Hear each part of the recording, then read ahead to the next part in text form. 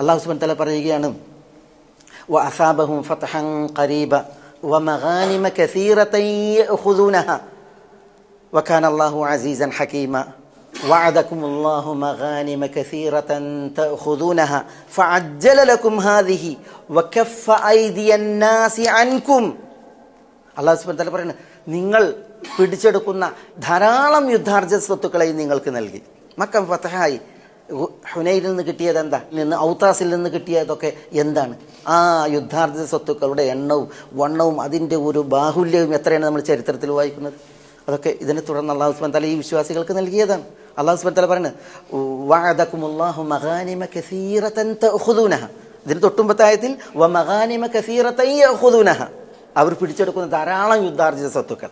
പിന്നെ അടുത്ത ആയത്തിൽ തന്നെ തുടർന്ന് പറയാണ്, വഅദകുമുല്ലാഹു മഗാനിമ കസീറതൻ തഅഖുദൂനഹ, ധാരാളം യുദ്ധാർജിത സ്വത്തുക്കൾ അല്ലാഹു സുബ്ഹാനഹു വ തആല അവർക്ക് വാഗ്ദാനം ചെയ്യുകയും ചെയ്തു. അവിടെ കൊടുത്തു, വാഗ്ദാനം ചെയ്യുകയും ചെയ്തു.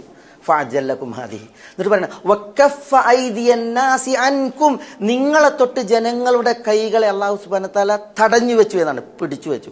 അല്ലേ? ഈ 1400 പേര് ഖുറൈശികൾക്ക് എന്തെങ്കിലും ചെയ്യാൻ സാധിച്ചോ? ഇവർ നിരായുധർ, ന്യൂനപക്ഷം, അവർ സർവായുധർ.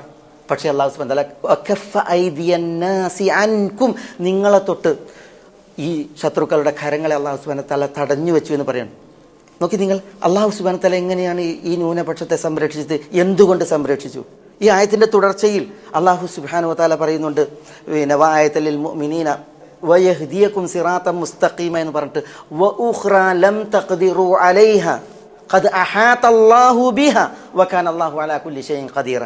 വഉഖ്റ ലം തഖ്ദിറു അലൈഹ, നിങ്ങൾക്ക് കീഴ്പ്പെടുത്താനോ നിങ്ങൾക്ക് പരിധിയിലാക്കാൻ കഴിയാത്ത കുറേ സൈന്യങ്ങൾ, കുറേ വിഷയങ്ങൾ, അതിനെയൊക്കെ ഖദ് അഹാതല്ലാഹു ബിഹ എന്നാണ്. അല്ലാഹു സുബ്ഹാനഹു വ തആല അതിനെ വലയം ചെയ്തു എന്നാണ്. ഈ വിശ്വാസികൾക്ക് വേണ്ടി അല്ലാഹു സുബ്ഹാനഹു വ തആല അവർക്ക് പിടികൂടാനോ ഒതുക്കാനോ കഴിയാത്ത സൈന്യങ്ങളെയും അവർക്ക് വരുതിയിലാക്കാൻ കഴിയാത്ത സമ്പത്തിനെയും ഒക്കെ അല്ലാഹു സുബ്ഹാനഹു വ തആല ഖദ് അഹാതല്ലാഹു ബിഹ എന്നാണ് അല്ലാഹു സുബ്ഹാനഹു വ തആല വലയം ചെയ്തു എന്ന് പറയുന്നത്.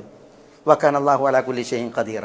അപ്പം ഞാൻ ഇവിടെ ഇതുപോലത്തെ ചരിത്രം പറയുന്നത് വിശ്വാസികൾക്ക് ഈമാനിൻ്റെ അനിവാര്യത, കളങ്കമില്ലാത്ത കലർപ്പില്ലാത്ത ഈമാനിൻ്റെ അനിവാര്യത എപ്പോൾ?